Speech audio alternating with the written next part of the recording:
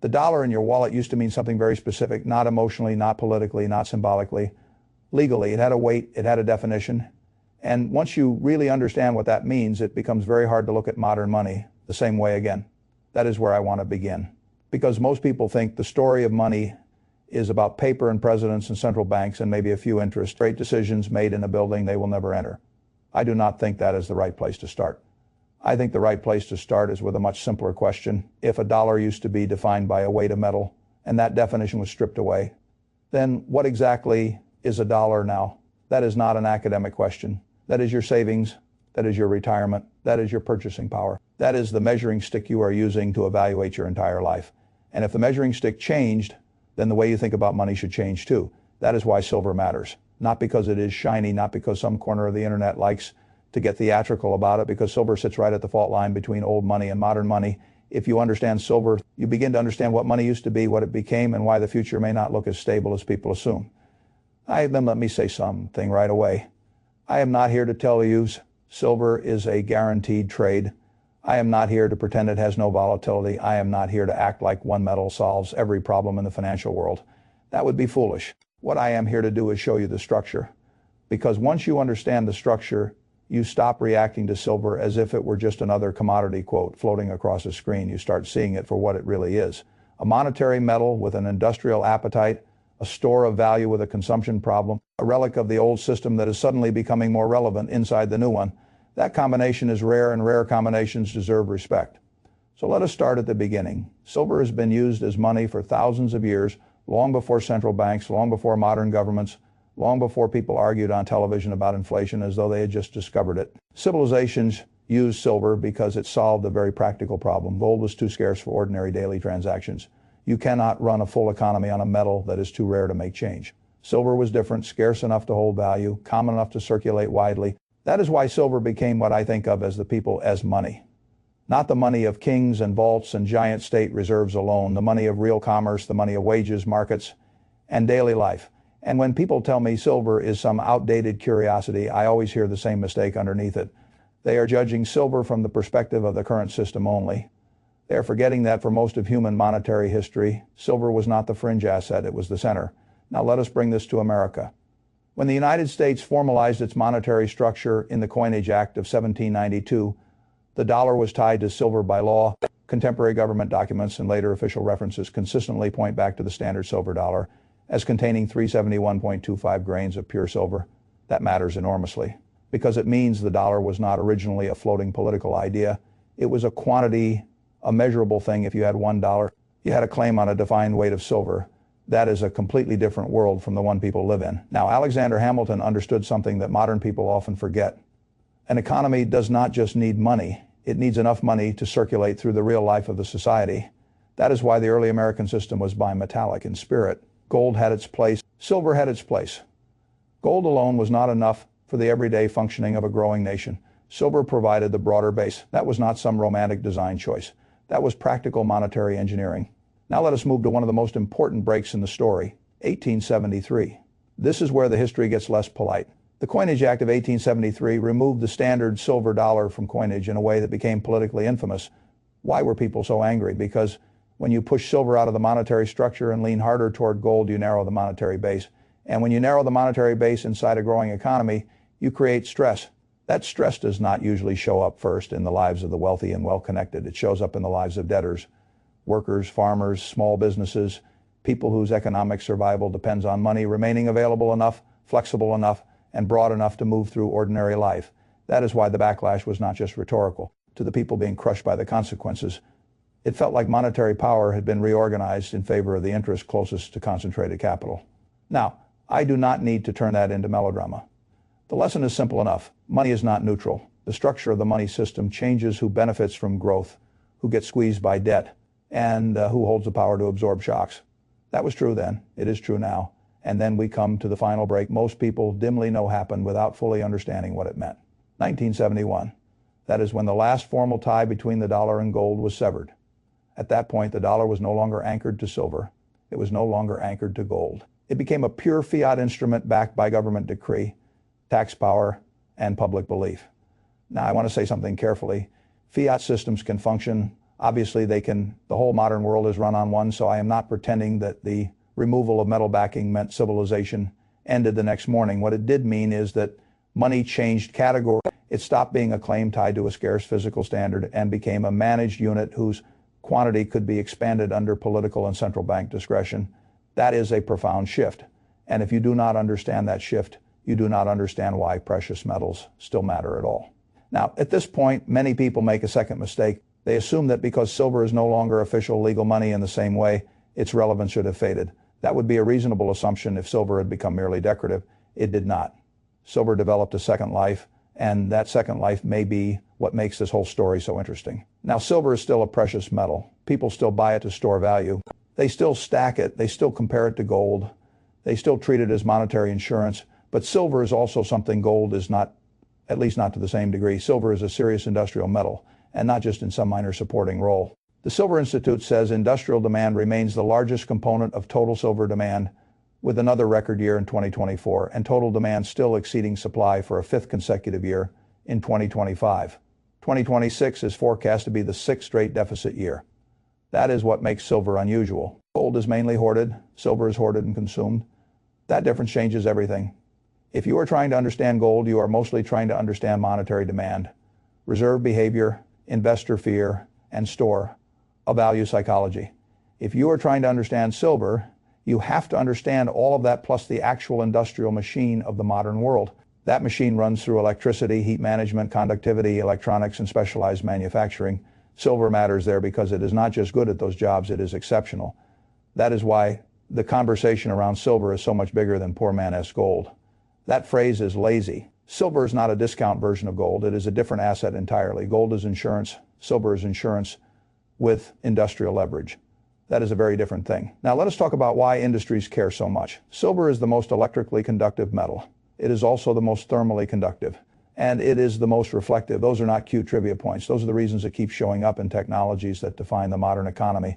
Solar panels, electronics, semiconductors, electrical contacts, power systems, medical applications, automotive systems, sensors, connectivity, heat management. The modern world keeps finding more reasons to need silver precisely because silver performs in these roles so well. Now, I want to be honest about one nuance because this is where people can oversimplify. The demand story is strong, but not every industrial subcategory is moving in a straight line at every moment. Real industries adapt. Engineers try to use less of an expensive input. Manufacturers search for efficiencies. That is normal, but the bigger picture still matters. Under the IEA's net zero pathway assumptions, silver demand from solar PV manufacturing in 2030 could exceed 30% of total global silver production in 2020. That is enormous. So yes, manufacturers are trying to thrift. Yes, substitution is a real long-term risk. And yes, some near-term categories can soften. But even with that, silver remains deeply wired into the technologies governments and industries are still spending aggressively to expand. That is why I do not think the industrial case disappears just because one line item weakens for a year. Now add electric vehicles to the picture. The Silver Institute's Next Generation Metal Report projects global automotive silver demand reaching roughly 94 million ounces by 2031. With EVs increasingly important in that mix, again, this is not about one fashionable narrative stock. This is about the physical material base under the system. And then there is AI and data center infrastructure, even where the exact silver intensity is harder to summarize neatly. The broad direction is obvious. A world building more compute, more power-dense electronics, more interconnection, and more heat-sensitive systems does not strike me as a world that becomes less interested in high-performance conductive metals. That is common sense. Now let us come to the part of the story that, in my opinion, is the most powerful. Silver is not only heavily demanded, it is also difficult to expand supply quickly, and here is the reason many people do not know silver is mostly a byproduct metal. USGS materials repeatedly note that silver is primarily obtained as a byproduct from lead, zinc, copper, and gold mining, rather than from mines built solely around silver itself. That matters a great deal, because it means silver supply does not fully respond to silver prices the way people casually assume. If silver doubles, miners do not simply flip a switch and flood the market with new output. Their production decisions are often driven by the economics of other metals. If copper mining slows, if lead, zinc economics deteriorate, if broader mining investment lags, silver can remain tight, even if silver itself looks attractive. That is what economists mean when they say supply is inelastic. And inelastic supply, when paired with structural deficits, is exactly the kind of setup that can create very sharp price moves. Now let us talk about the deficits directly. The current Silver Institute survey framework shows that 2025 was the fifth straight year in which demand exceeded supply, and 2026 is forecast to remain in deficit, though narrower at about 67 million ounces. This is one place where I want to improve on the uploaded document. The cleaner current way to say it is this.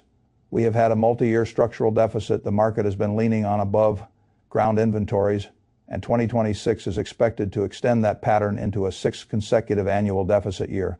That is still serious enough, because deficits are not magic words. They mean the system is filling the gap by drawing from metal that was already above ground. Warehouses exchange inventories, bullion stocks, privately held material that can actually be mobilized. That is how a market bridges the gap when mine supply is not enough. And that is also how a market gradually tightens until one day people realize the buffer was not infinite. Now this is where silver becomes very different from gold in another way. Almost all gold ever mined still exists in recoverable form somewhere. Vaults, jewelry, central bank reserves, coins, bars. Silver does not enjoy that same neat continuity. Silver gets used, consumed, scattered in tiny quantities across billions of products, locked into places where recovery is technically possible but economically irrational. That is what makes silver S above. Ground story so interesting. A meaningful share of historic silver is not sitting patiently waiting in an easy-to-mobilize form. It has already become part of the machinery of the world.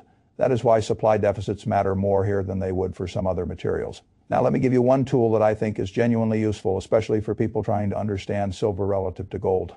The gold-silver ratio. This is one of the most practical frameworks in the entire precious metals world. You take the price of gold and divide it by the price of silver. The result tells you how many ounces of silver it takes to buy 1 ounce of gold. That number swings over time, and when it swings far enough, it starts telling you something important about relative value and market stress. Historically, the ratio has spent long periods in much lower territory than some of the panic highs it has reached. In more recent eras, it spiked to extraordinary extremes during crisis periods like 2020, then compressed violently afterward. That is why the ratio matters. When it gets very high, silver is often historically cheap relative to gold. When it gets much lower, silver has often already had a powerful run. I do not use that ratio like a religion, but I respect it as a signal because it helps you see the precious metals complex in relative terms instead of falling in love with one story at one price. And that is important because this is one of the places where people get hurt. They do not get hurt because silver has no case. They get hurt because they buy the right thing with the wrong expectations. So let us talk honestly about the risks. Silver is volatile, very volatile, 30% moves, 40% drawdowns, violent squeezes higher, brutal retreats lower. That is not a defect in silver. It is part of its personality. So if someone buys silver and expects it to behave like a sleepy bond fund, they are going to suffer. This is not the asset for that mindset. There is also substitution risk. Industry wants performance, but it also wants lower costs. If silver gets expensive enough, the incentive to reduce silver loading or find substitutes rises. That process is real. It does not mean success is guaranteed.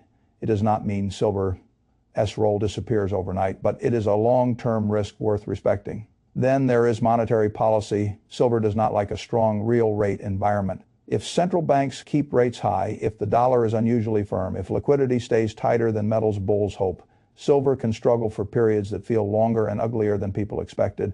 That risk is real too. So I do not want anyone to come away from this thinking I am pitching silver as some perfect answer. I am not. I am saying something narrower and in my view, much more important. Silver is one of the few assets sitting at the intersection of monetary distrust and industrial necessity.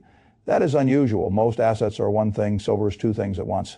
And if you understand both sides of that identity, then silver starts making more sense. Now let me bust a few bad frames.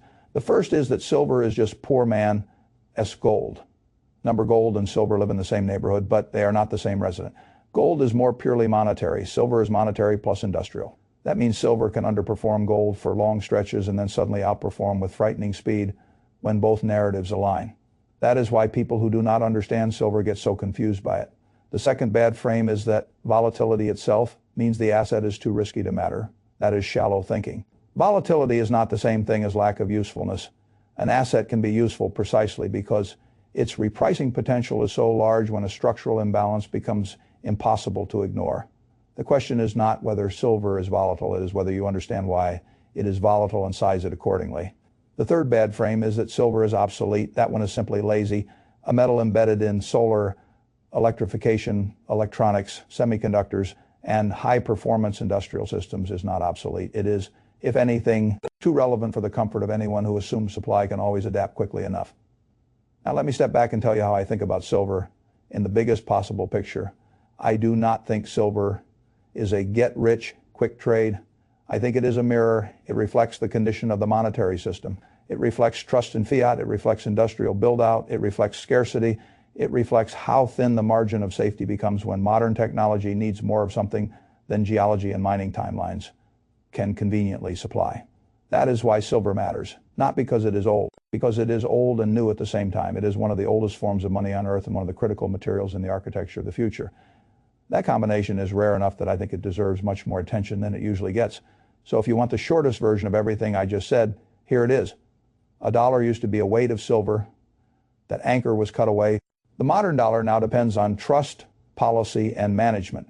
At the same time, the world keeps consuming silver in technologies that are supposed to define the future. Supply is slow to respond. Deficits have persisted for years. Above-ground inventories have carried more of the burden than casual observers realize. And silver still carries a monetary memory that gold investors understand instinctively, even when the rest of the market does not.